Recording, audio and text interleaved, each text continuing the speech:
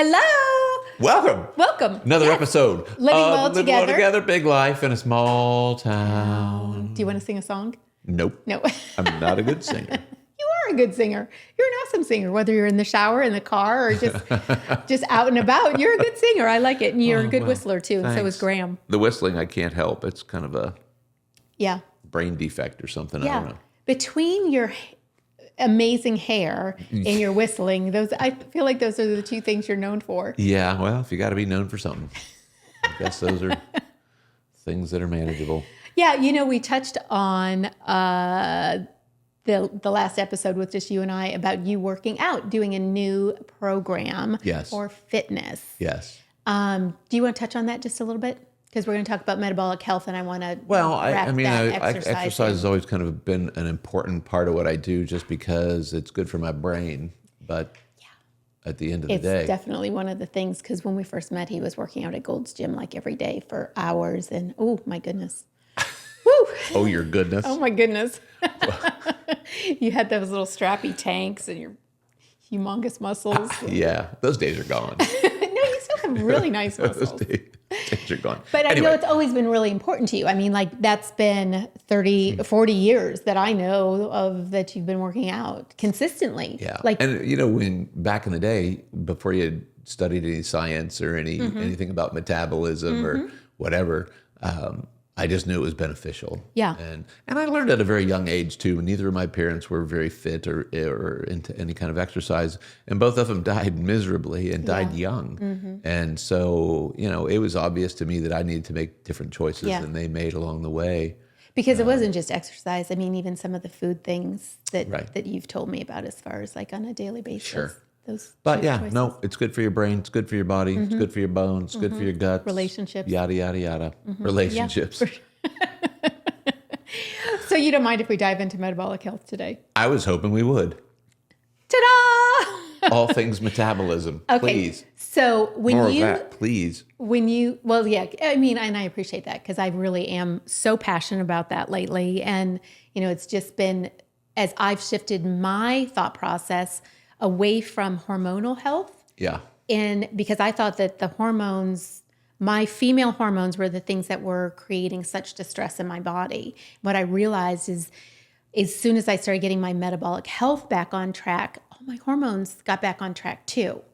And so by changing my metabolic health, that foundational metabolic process, Okay. then my hormones fell into line. Can I give you my analogy for Yes. this?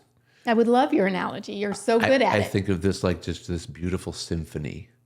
And there's woodwinds and brass and strings and percussion, all the things in a symphony.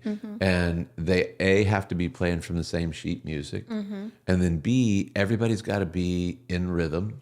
Everybody's got to be, for the song to sound like a song instead of sounding like chaos, everybody's got to be playing from the same sheet music. And each section of the orchestra has to be following and paying attention to The conductor. the conductor. Yes. And who's the conductor? Well, for the body we're living in, the conductor is the brain. Yep. All things brain. And so all metabolic function is governed by the nerve system. Every bit of it. Your organs, your glands, your hormones, your acids, your oils, your enzymes. The energy that moves through the system that animates us is governed by the brain. As soon as there's no more energy to be managed, there's a funeral, Right. right? Yeah. And Right. so all things metabolism have to be connected to all things neurology and brain. And then we've got to look at how clean and clear are the signals. If there's interference to the signals, the symphony can't sound the same. Right. If there's interference to the signals that's structural or chemical, that's why they don't let people drink and drive, right? Or emotional, which can also wreck your symphony. So at the end of the day, we want a nice, clean, clear, everybody playing from the same sheet music and everybody paying attention to the conductor. Right. It's true. But I had a conductor that supposedly was doing the right thing and still had metabolic health failure. Well, you can still, if the strings on your violin Yeah. aren't in tune, Right. then it doesn't matter if you're playing from the same sheet music, Exactly. and it doesn't matter if you're not following the conductor. So you can be getting adjusted and you can be doing all the things that you know to do and things can still be off. 100% Yeah. true. So don't, for me, I had to let go of the fact that I felt like my body was failing me, and look at things from a totally new perspective. A totally new perspective. Yes, stepping outside of what Yeah. we're used to. And that's where, again, we talked in a recent episode about coaching and getting new information Right. and accessing new information and not being afraid to get outside of your own comfort zone to learn new things. Right. So in my mind, the idea of metabolic health and what that refers to is simply the body processes Right. and how well that manages the energy that comes into the body through food, right? And so there's several key factors. So do you Okay. want to talk about those for metabolic Go health? ahead. Okay. No, you the have done extraordinary amounts of homework on this. I'm going to let you drive the bus. Yeah. So it's blood sugar levels Okay. and regulation, also cholesterol levels, Right. blood pressure, which tends to be my nemesis, and waist circumference. And those are 4 ways that you can evaluate your own metabolic health. Like you thing don't that's- need to go to the doctor and have them say your metabolic health is off. Actually, they're never going to say that. No, if they're you're not. going to a traditional medical trained person, they're not going to probably address your metabolism. You know, part of what's happened in healthcare is we've compartmentalized the body. So there's somebody who's going to talk about your heart, there's somebody who's going to talk about your kidneys, and then you got to go to the foot guy, or then you got to go to the whatever prostate guy. Right. So they've pieced and parted the body into these things, which means it's no longer in that system. It's no longer a symphony. You got somebody Right. paying attention to this, somebody paying attention to that, but nobody's paying attention to the whole orchestra. Exactly. Yeah. And that that's can be a huge mistake. It's a huge mistake because if you're not focusing on your metabolic health in general, then that means that you're going to be more susceptible to the disorders of metabolic function, like type 2 diabetes, heart disease, and stroke. The fun thing about everything you mentioned, though, whether it's cholesterol and lipids or blood pressure or measuring your circumference, those are all things that are quantifiable. And they're all Exactly. things that you can't be emotional about, right? Like you can't lie to yourself about your waistline. Right. If the tape measure is what the tape measure is, Yeah. right? You can't lie about your blood work. So the fun thing is, well, here's a question for you. Do people have to go to their family practitioner or a medical doctor to get blood work done? No, they do not. We do blood everybody knows requisitions. Yeah, we do blood requisitions all the time. Right. And that is then, those labs are between you and you. Yeah. Yeah, so your blood work is your blood work. Do I need to have my doctor prescribe it for me? No, I do not. If I want to get my blood work done, what do I do? Yeah. What do I do? Talk to your wellness practitioner. Well, a wellness Yeah. practitioner, but you can walk in off the street and get can. blood work done. You can. There's some requisitions that I think you do need to get, but for a general CBC or metabolic health panel, you can walk into a LabCorp or CompuNet and they can do those labs. And so what you're going to want to do, though, is connect to somebody who can help you interpret what you've learned. Exactly. That's the key. Yeah. You'll get and some again- information, but the way we do labs through your practice is it actually creates a functional health report Right. that shows you the areas that are very necessary to Here's where you're address. strong, here's where you're weak, and here's what to do about it. Then Right. becomes the conversation. Exactly. And out of the last 10 labs that I've seen come through, 10 out of 10 is metabolic health. Oh, yes. Yeah. And, It's the and blood sugar technically that's all- going up, cholesterol is going up, the A1C is off. Yes. And the numbers aren't Crazy. the problem. The numbers aren't the problem. The numbers just indicate that there is a problem. That's all. And so again, if the woodwinds are playing a different tune, then the brass is no longer symphonic. And then eventually symptoms will show up. The fun thing about blood work is you can measure it any time, whether you are symptomatic or not. Like, how would you know right now if your liver enzymes were appropriate? Well, you wouldn't, No. unless I you're was like, how would I know? unless you're Yeah. doing blood work. Right. Periodic blood work is a brilliant way to help manage your metabolic health. Yeah. And it's amazing how the people that, they're like, well, I don't need labs. And I'm like, okay. Yeah. And I said, but we can see a baseline. We can know where you're starting before you go forward with any kind of a program.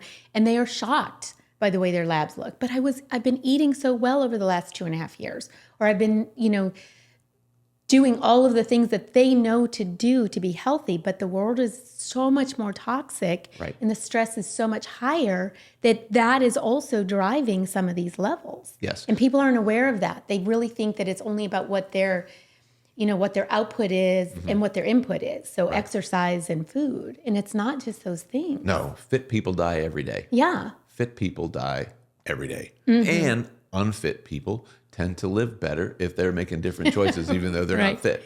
Yeah. So sometimes people confuse health with fitness, and they are not synonymous, right? Fitness is a component of health, Right. but Yeah. fitness and health are not synonyms. Well, and that's going back to the blood pressure thing for me, what do they call it? Idiopathic? Yeah. Idiopathic is just the big sciencey way of saying we don't know why. I know it, but it sounds so much like idiot. So it makes me feel like Yeah.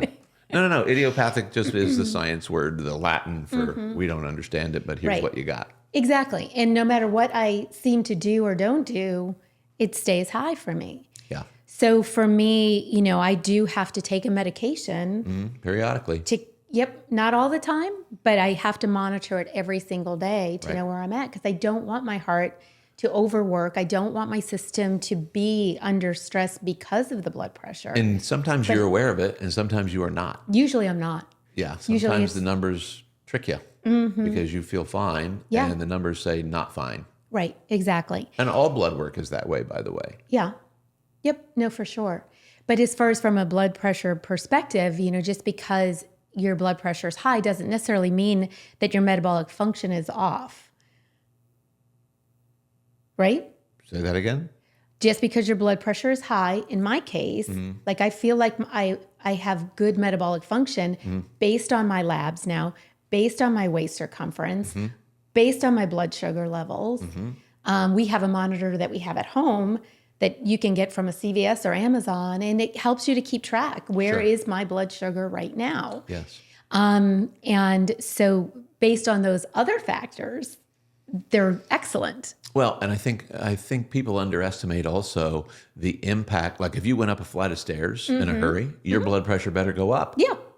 Or you will collapse, right? It's supposed to adapt to the changes in the world around you.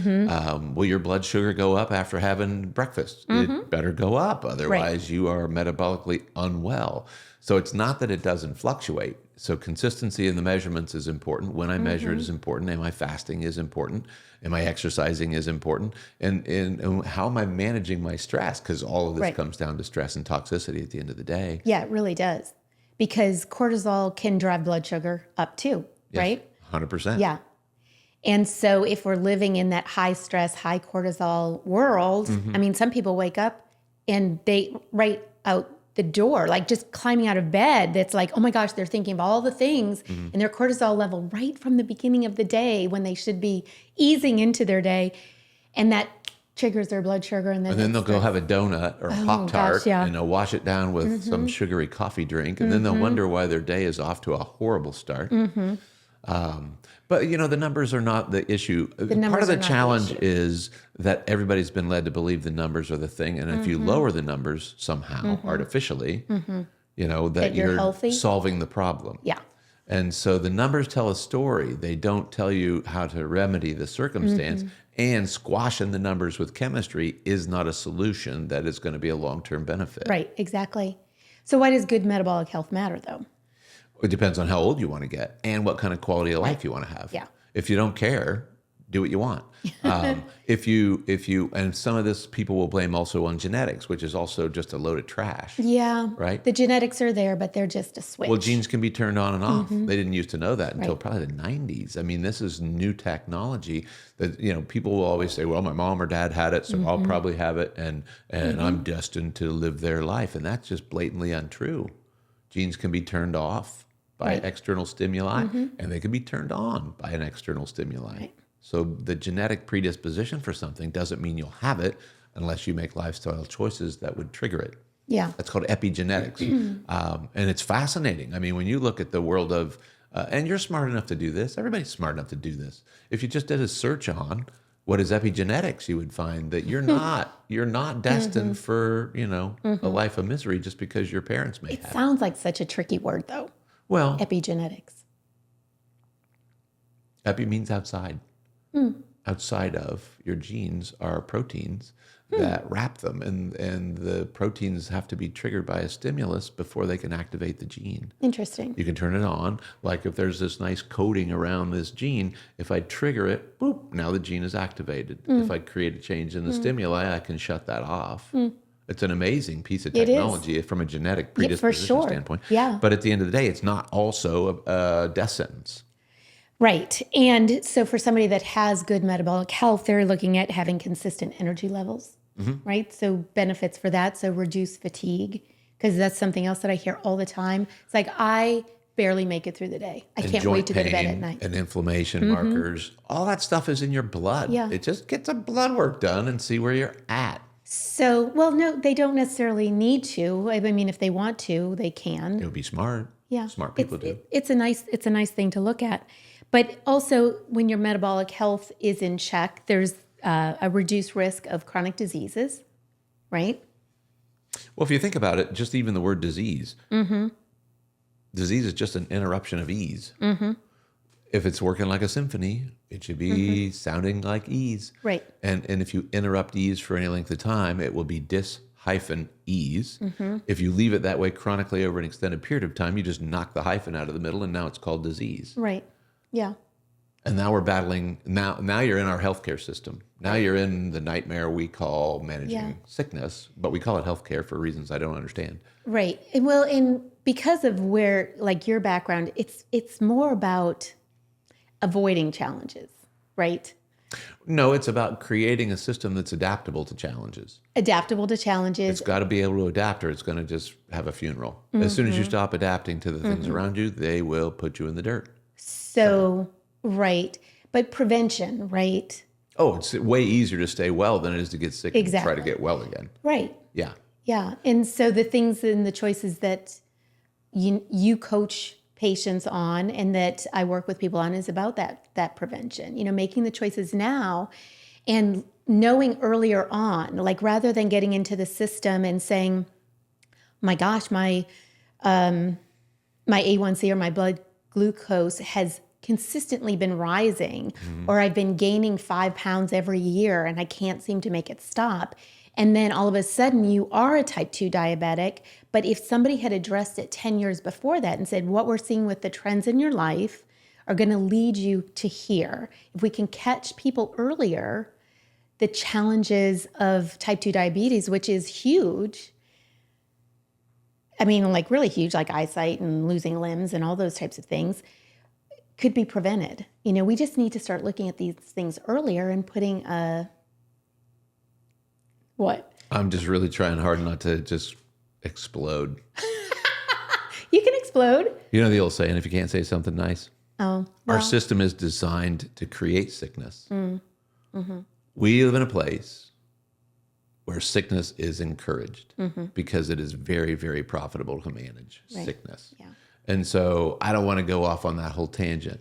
But when you start with children and you look at the childhood rate of obesity versus 20 years ago, 30 years ago, it is off the chain. It is when you so look sad.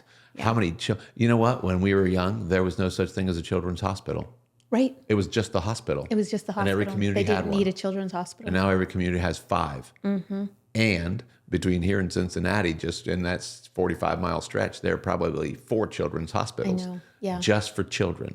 So nobody's asking, why are children getting sicker? Yeah. Nobody's asking, why are children getting fatter? They just keep making buildings to manage their sickness and disease. And I don't understand why we're not asking the right questions, I but know, we're not. yeah. So your focus on metabolic health is Yes. well-intended and brilliant, by the way. However, we're living in a culture that doesn't encourage that. When you flip on your television, you're going to get all kinds of television marketing and advertising that is encouraging you to eat the things that make you sick. Right. Probably Yeah. 75 or 80% of the food that lives in the Kroger store over here did not exist 30 or 40 years ago. Right. Didn't exist. So it's all processed. It's all full of chemistry that's designed to preserve it on the shelf, which means the body you're putting it into is going to have a hard time metabolically managing it Right. unless somebody intervenes.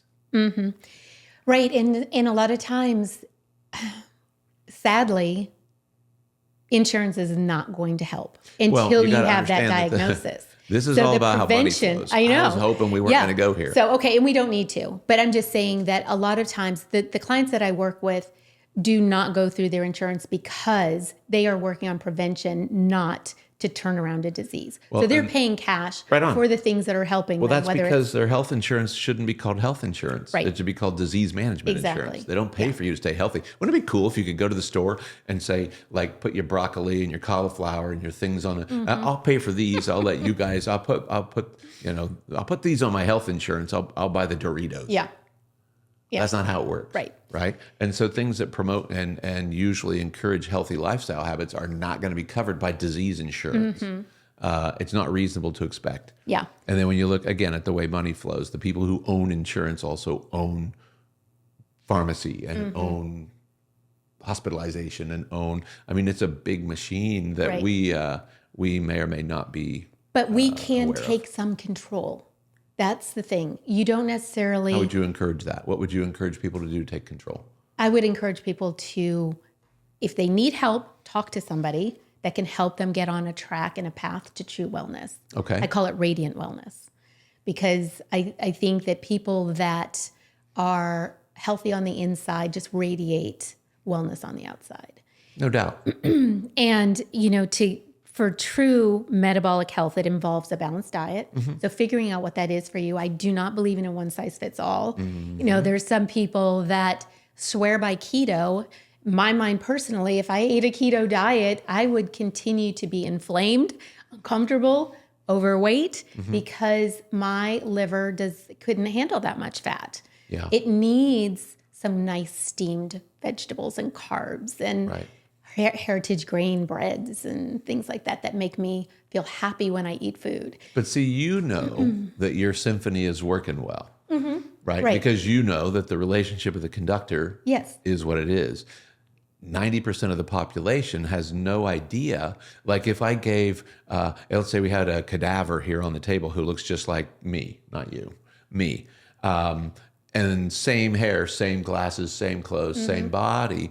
And we gave the cadaver heritage grain diet with organic stuff and Babe. fresh air and I it's still totally understand what you're saying. I know it's the you nervous do. system. But not Yeah. everybody does. Yeah. Right. And so that's why one diet doesn't fit all. Some people will do well on keto, at Right. least for a minute. For a right? minute, yes. Some people will do well on Atkins, at least for a while. Right. So the real thing is you can't trick the body into doing things. You got to involve the whole symphony, and you Yeah. got to make sure there's carbohydrate and there's fat and there's protein in appropriate ratios at right times. Right. I For mean, the it's- food part. But then the other parts of that are regular physical exercise. And for 100%. me, that looks like running up and down the stairs 4 or 5 times a day. You've incorporated some new stuff too. Yeah. And some gentle exercise like Right. calisthenics, but also some general, some little weights too. Yes. And I'll build up to that. You'll be bulking up. Stress management and also adequate sleep. I don't think people get enough good sleep. Oh, you're 100% Yeah. right. And that's probably And for stress some people, that's like a toxicity point too. of pride. I only need 2 hours. I only need 3 hours. Well, I that's used to be called that person. Not smart. Yeah. Yeah. Yeah. I heard Sleep is somebody when the body refer does to it recover as, and repair. yeah, a vampire lifestyle. I had a vampire lifestyle. But I think that's how God lets us know we're not God. Right? Like God doesn't need sleep. But he did make us to need sleep. Sleep is for restoration. That's why they call it rest. Well, so the thing for me is, I felt like you're supposed to do like a third of your hours is supposed to be sleep, right? Theoretically. And to me, that just felt like such a waste of time. Yes. Like Healing is a waste of time. No, I didn't think Recovery of is a it total that. waste of time. I thought of it as, for decades, I had a to-do list Yeah. written down, and if I didn't get everything off the to-do list by the end of the day, I would stay up until I and got the to-do list done. That's because you're a standard issue mom. And so you spend an extraordinary amount of your life energy managing everything else through the day. Kids, house, me, whatever else is coming up. And then you would use those nighttime hours to get the things done that needed done that we had no knowledge of. It was like Santa's elves would come out at night and you would get stuff done that we had no knowledge of. Or also just taking that time to do something that I really wanted to do. Yeah. Yes. Which most of the time was to get the stuff off my to-do list. I'm very But should have been goal-oriented. for rest and recovery. Yeah. My new hero, my current version of hero is the single mom. The single mom is heroic. I love taking care of single moms because I know that if we can keep them in the game, there's this world of benefit. But at the end of our time together, it's an amazing task to manage children, manage a house, manage the work, pay the bills, get things fixed, do all the stuff. It's heroic to me. And so that's who we like serving, because I know by doing that, we are keeping people in the game that might not otherwise stay in the game. Yeah. So one of the things that I wanted to focus on too is just 3 ways that people can assess their health at home. Perfect. And easy, right? And easy, yes. Cool. Go. So the waist to hip ratio. Tape measure. All you need is a tape measure. All you need is a tape measure. So more important than even getting on the scale is the waist to hip ratio for a metabolic health analysis of When you yourself. say waist to hip, Yep. So What you're does that going to mean? take a measurement of the waist and a measurement of the hips, and that's your widest part of your body for women. For men, it's not. right? But for Better not a be. woman, no, it shouldn't be. But men should do the waist to hip ratio too, because it is a good. You know, it's funny. Analysis. Now that you say that, remember when I worked at the men's clothing place when I was in school? Yeah, you back had to rack? measure them, right? We had to measure men. But if you go to buy a suit, a Mm-hmm. jacket, and matching slacks off the rack, the drop should be a 9. From waist The to hip. the difference was supposed Okay. to be 9 back in the day. I have Because no idea of what it this is now. shape that you guys are. Yes, shoulders should have been 9 inches. Yes. A 42 size jacket should be paired with a 30 size. Oh, slack. gotcha. Okay, so you're not talking about the waist to No, the this hip is measurement. shoulders. Shoulder. Yeah, to shoulder hips. to hip. It was a 9-inch drop, standard. Wow. And Do you that want to do is- yours? No, No. Okay. it is. Well, my waist is a 32. My shoulders are a 42, so it's Yeah, a 10-inch it's drop. a 10-inch. Yeah. Yeah, smaller drop means bigger waist. Okay. And so for a woman, and it's a high waist to hip ratio, which is greater than 0.85 for women, indicates visceral fat, which that means that you're just at higher risk of metabolic dysfunction. Right. And with metabolic dysfunction comes being overweight, comes the risk of diabetes, comes the risk of brain fog and hormones Hormone being imbalance, off, right. and all of those things, and cardiovascular disease too. Just because I have, I've done all the tests for cardiovascular health, and my blood pressure does not meet that because my cardiovascular health is excellent. All of the things, I don't have any plaquing, but my blood pressure is still high. So having some other things to check. So that's a really simple one to do. Like a tape measure costs $2 at Joann's. And that's a simple way to assess. You know what? When you say high, though, I want to interrupt for just a second. Yeah. There's no such thing as normal blood pressure or normal. That's true. Common. There's a what do you call that? A scale, right? There's a range. That's what I'm looking for. Yeah, the optimal range. Yeah. So just because yours isn't in the optimal or what is considered the optimal range doesn't mean that you're unwell. It means that your metabolic health might be needing some attention. Right. But at the end of the day, there's no normal. You can't say. True. People think there's a normal cholesterol. That's flat out not truthful. Correct. Yeah. And so everybody's being forced to squeeze this number under what's called normal, and that's just bogus. That Show is me the true. science on that, and I will be glad to say I'm wrong. But there is no science that says here's what your number should be, because that number needs to vacillate. There was a bear chasing you, your cholesterol better go up. Okay. Well, but I'm talking about like my blood pressure can go up higher to Super high. to the point where you're like you even said your superpower is that you can have this blood pressure and not have your head And pop off. not explode. So I mean I'm not talking about for me like a common normalized range is 120/80, right? Range That's is the the operative range. word. Yes. And mine runs a lot Higher higher than than that. Yeah. So that's I don't know, a blood pressure cuff. That's not even one of the ones that I have on here, but it can be helpful for finding your heart rate too. So that's the resting heart rate is the next one. And that's as simple as finding Taking your your own pulse, pulse, right? and then counting the beats for 60 seconds. And so that's Counting the beats for 15 seconds and multiplying times 4. okay. However you would like to do that. There's always another way. Just make it easy on yourself. And what that indicates is a lower resting heart rate, generally between, would you say 60 to 100? Yeah. Okay. beats per minute is a sign of good cardiovascular fitness and metabolic health. So that's a really simple one to do. A consistently high resting heart rate, so anything over 100 really. Resting heart rate means like you haven't been doing physical exercise for 20 minutes, right? Jacks, okay. Indicates stress or poor fitness levels. I mean, it's just really simple. And once you know these things, you can make better choices. And then having a blood glucose monitor in the house.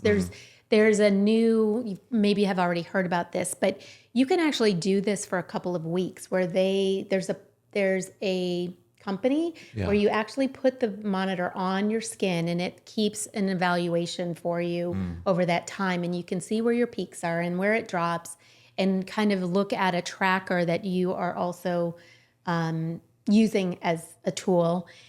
And then see, what does that look like for me? What's it like in the morning when I get up? Is the cortisol triggering my blood sugar in the morning? Maybe. So do we need to address adrenals? Maybe. Everybody has higher blood sugar in the morning, by the way. Yeah.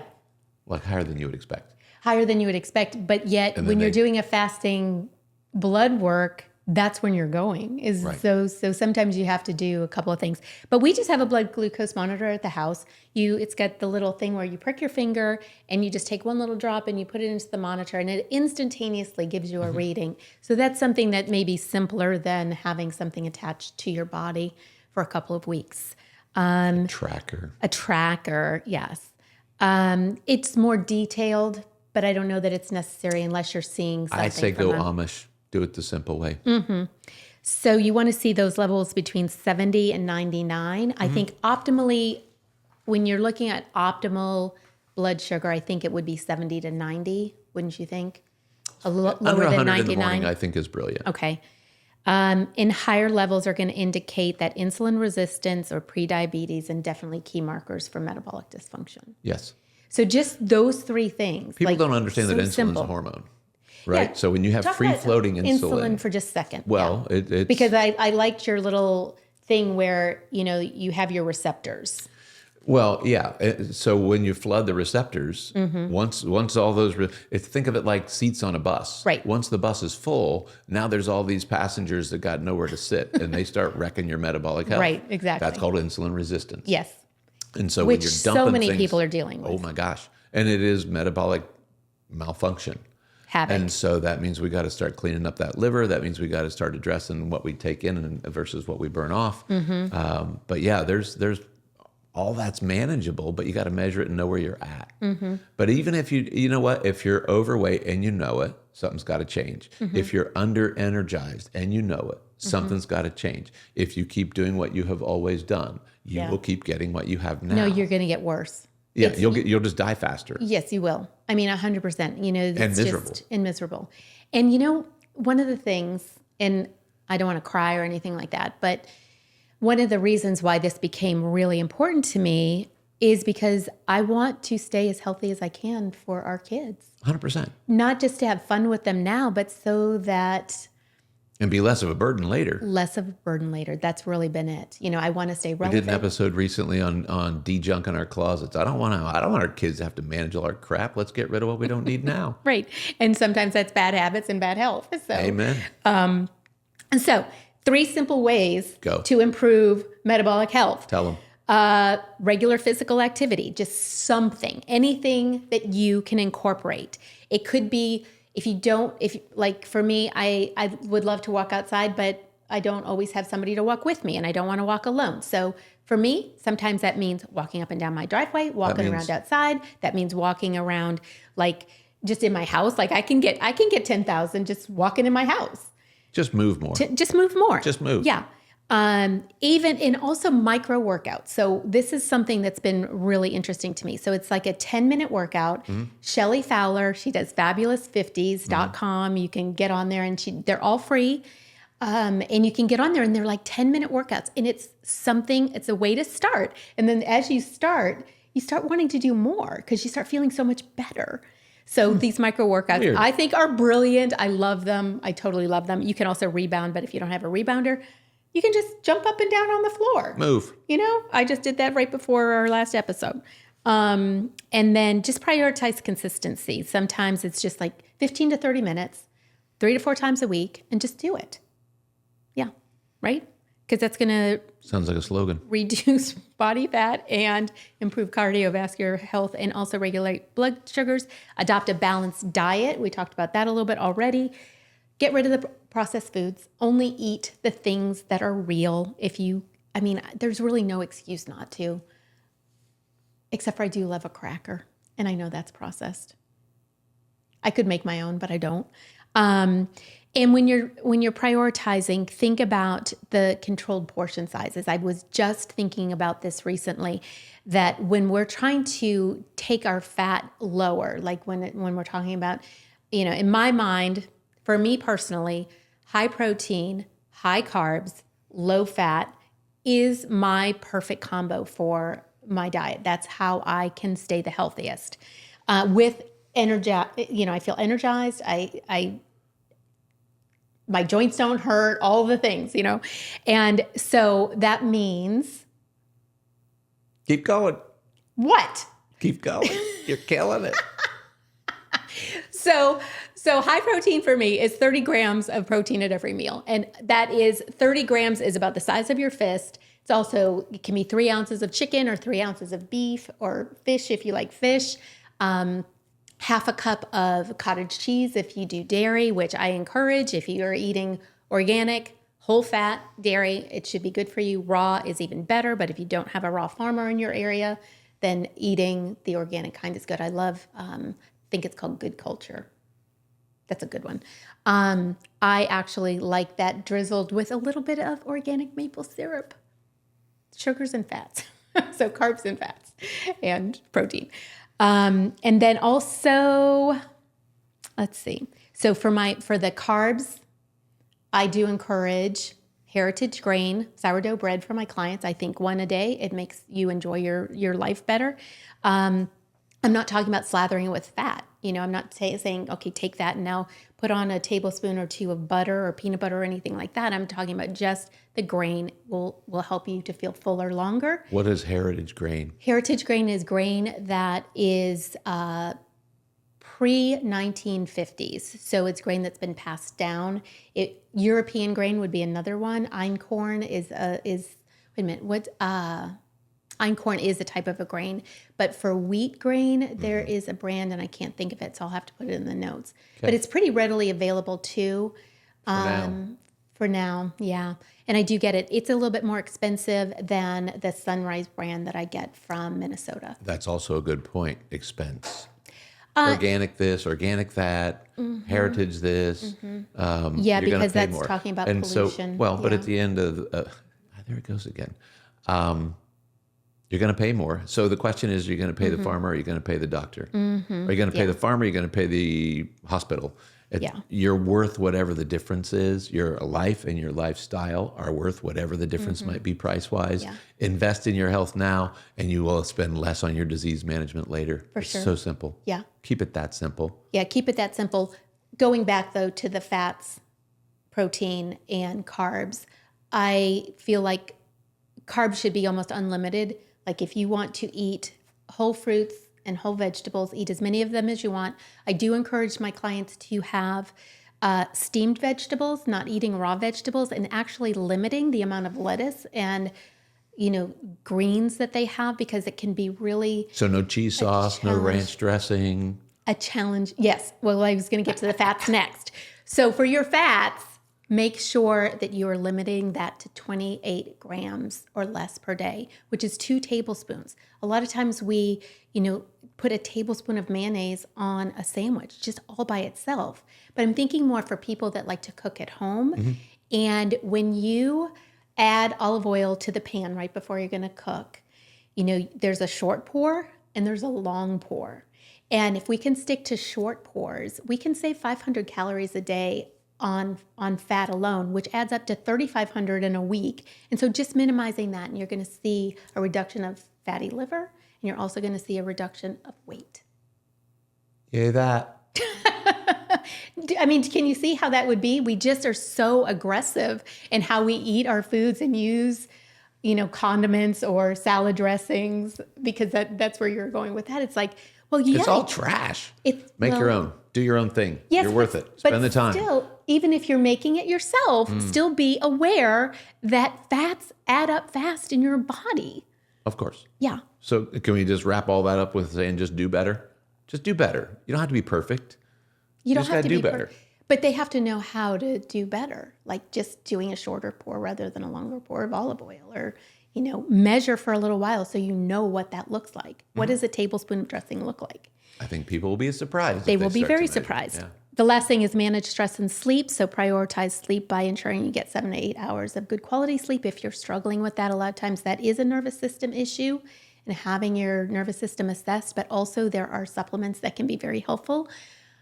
I use Symbiotica Sleep and also valerian root, sometimes together, sometimes individually. Depends on how I'm sleeping. But when you manage your stress better, do you sleep better? Sleep so much better. When you make a designated bedtime, do you sleep better? For me, not personally. Okay. Yeah. Because I'm still I see what happens is I stay up later because I want to hit the mattress and fall asleep within 5 minutes. And if I can tell that I'm not ready for sleep yet, I would rather not go lay in bed. Got it. Yeah. We to sleep know. in separate beds. That's another thing. We're Ricky and Lucy. We totally are. Because I wake up in the middle of the night, I'm getting up, he's getting up, then neither one of us were getting good sleep. And so it's like, oh, well, so if you're struggling with sleep and it's because of your partner, sleep somewhere else. And now you know. And then practice stress reduction techniques like journaling, which we've already talked about, just incorporating mindfulness, relaxation techniques. Sometimes that's as simple as doing box breathing. 4 in, 4 hold, 4 down, 4 hold. I love the concept of mindfulness. Yeah, do you? Do you know what that means? It means Thinking? we're mindless most of the time. When I was a kid, there was no such thing as mindfulness. Nobody said, be mindful of that. No, it's called paying attention. And now we live in a world where you are mindless. Unless And you're they mindful. have to invent mindfulness. I don't get that. Well, wait a minute, babe. I think you're making that too general. Because I do think that we do things mindlessly. That's Much everything of we the just talked time. about is being mindless. Everything. Right. Long pour, So- short pour. Just be mindful. Pay attention is another way of saying be mindful. Yeah. Pay some freaking attention. If you're driving your car, drive your car. Put your phone down or whatever. That's called paying attention, being where you're at. Mindful. Okay. So the reason why we want to be mindful is that we want to reduce chronic stress. Yes, which we do. Definitely affects metabolic health 100%. and our cortisol levels. Anything else you want to add? Nope. But what do we want them to do? Now Subscribe, that we've like, got it and all out? follow. Yeah, 100% true. And if you have questions, ask, because while it's simple, I know if you're starting out on this journey, it can be overwhelming. And so I'm here to help reduce overwhelm, and so are you. Yes. In your own wonderful way. I can't wait to see the comments on this episode. So thank you very much for tuning in. We'll see you next We'll time, see you next maybe. time. Bye.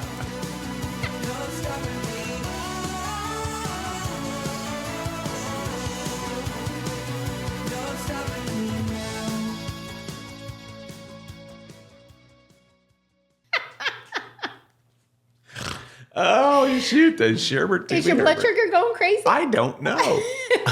I'm thinking. I'm just being mindful. I think he's got some metabolic dysfunction going on. Papa was ready for lunch.